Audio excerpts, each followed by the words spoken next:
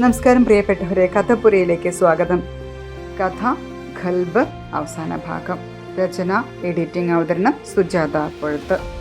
ആഷിഖിൻ്റെ ആത്മഹത്യ വലിയ ഒച്ചപ്പാടാണ് നാട്ടിൽ സൃഷ്ടിച്ചത്.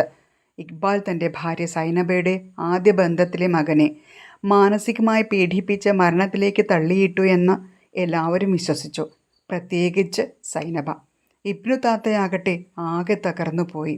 എത്ര പ്രതീക്ഷകൾ വെച്ചാണ് ആഷി ഗൾഫിലേക്ക് പോയത്. ഒരാഴ്ച കഴിഞ്ഞപ്പോൾ ആഷിഖിൻ്റെ ബോഡി നാട്ടിലെത്തി. സൈനബ അവസാനമായി അവൻ്റെ മുഖം കൈക്കുമ്പിൽ കോരിയെടുത്തു. ഒരമ്മയുടെ അവസാന ചുംബനം നൽകി. സംസ്കാര ചടങ്ങുകൾ കഴിഞ്ഞു. ആഷിഖിൻ്റെ മരണത്തിൽ ദുരൂഹതയാരോപിച്ച് പോലീസിൽ പരാതി കൊടുത്തു സൈനബ. നിങ്ങൾ എന്തുകൊണ്ടാണ് ഇക്ബാലിനെ സംശയിക്കുന്നത്? പോലീസ് ചോദിച്ചു. സൈനബ പറഞ്ഞു, കുട്ടിക്കാലം മുതൽ എൻ്റെ കുഞ്ഞിനെ എന്നിൽ നിന്നകറ്റിയ അയാൾ. അവനെ അയാൾക്ക് ഇഷ്ടമല്ലായിരുന്നു. സൈനബ വീറോടെ പറഞ്ഞു. ദുബായിൽ ബോർഡിങ്ങിൽ പഠിക്കുന്ന തൻ്റെ മറ്റു മക്കളും സുരക്ഷിതരല്ല എന്ന ചിന്ത എങ്ങനെയോ അവളിൽ കടന്നുകൂടിയിരുന്നു. അവരുടെ സ്കൂളുകളിൽ വിളിച്ചു പറഞ്ഞ് അയാൾ ആ കുട്ടികളെ കാണുന്നതും അവൾ വിലക്കി. ഇക്ബാലിന് കാര്യങ്ങൾ കൈവിട്ടു പോകുകയാണെന്ന് മനസ്സിലായി. ആഷിഖിൻ്റെ മരണത്തിൻ്റെ യഥാർത്ഥ കാരണം അന്വേഷിച്ചറിയേണ്ടത് ഇക്ബാലിൻ്റെ കൂടെ ആവശ്യമായി മാറി.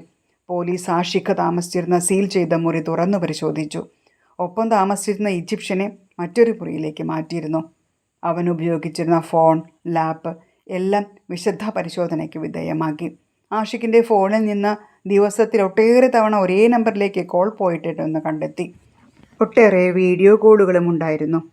പല മെസ്സേജുകളും മായ്ച്ചു കളഞ്ഞിരുന്നു. മായ്ച്ചു കളഞ്ഞ മെസ്സേജുകളെല്ലാം സൈബർ പോലീസിൻ്റെ സഹായത്താൽ തിരിച്ചു കിട്ടി. ഒടുവിൽ പോലീസ് കണ്ടെത്തിയ ആ ഫോൺ നമ്പറിൻ്റെ ഉടമ ഒരു അറബി പെൺകുട്ടിയാണെന്നും അവൾ മസ്കറ്റിൽ തന്നെയുണ്ടെന്നും. ഇക്ബാൽ വളരെ ഗൗരവമായ മറ്റൊരു സംഗതി കൂടി കണ്ടെത്തി. ആ അറബി പെൺകുട്ടിയുമായി ആഷിഖ് പ്രണയത്തിലായിരുന്നെന്നും പോരാഞ്ഞിട്ട് ആ പെൺകുട്ടി ഗർഭിണിയായിരുന്നെന്നും. അതിൻ്റെ കടുത്ത സമ്മർദ്ദത്തിലായിരുന്നു ആഷിഖ്. അവിവാഹിതയായ ഒരു പെൺകുട്ടി ഗർഭിണിയായിരിക്കുന്നു.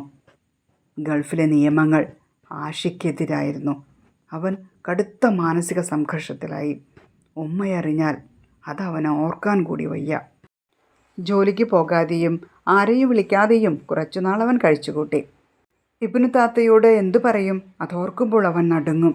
ഒടുക്കം ജീവിതം അവസാനിപ്പിക്കാൻ അവൻ തീരുമാനിച്ചു. ഈ വിവരങ്ങളെല്ലാം ഇക്ബാൽ നാട്ടിലറിയിച്ചു. സൈനബയെ ഓർത്ത് അയാൾക്ക് കുറ്റബോധം തോന്നി. സ്വന്തം മകനെ അവളിൽ നിന്ന് അകറ്റിയത് താനാണ്. അതിനിനി ഒരു പ്രായശ്ചിത്തവുമില്ല. എങ്കിലും തൻ്റെ നിരപരാധിത്വം തെളിയിക്കാൻ പറ്റിയെന്നു മാത്രം. ആഷിഖിനെ നേർവഴിക്ക് നടത്താൻ ആരും ഉണ്ടായില്ല. ഈ നാട്ടിലെ നിയമമനുസരിച്ച് അവിവാഹിതയായൊരു പെൺകുട്ടി ഗർഭിണിയാകുന്നത് വലിയൊരു തെറ്റാണ്. അത് തിരിച്ചറിഞ്ഞപ്പോഴേക്കും ഒരു ജീവൻ പൊലിഞ്ഞു. സൈനബയ്ക്ക് പക്ഷേ അയാളോട് പൊറുക്കാൻ സാധിച്ചില്ല. അവൾ അയാളിൽ നിന്ന് വേർപെടുക തന്നെ ചെയ്തു. ഗൾഫിൽ ബോർഡിങ്ങിൽ പഠിക്കുന്ന മക്കൾ അമ്മയെ കാണാൻ തോന്നുമ്പോഴൊക്കെ നാട്ടിൽ വരും. പ്രിയപ്പെട്ടവരെ, ഈ കഥ ഇവിടെ അവസാനിക്കുകയാണ്. ഒരമ്മയുടെ ഹൃദയതാളമാണ് മക്കൾ. ഒരാൾക്ക് പകരം മറ്റൊരാൾ അങ്ങനെയൊന്നില്ല. ശരിയല്ലേ? നിങ്ങളുടെ അഭിപ്രായങ്ങൾ കമൻറ്റുകളായി ഇടണേ. കഥ വായിച്ച് സപ്പോർട്ട് ചെയ്ത എല്ലാവരോടും സ്നേഹം മാത്രം.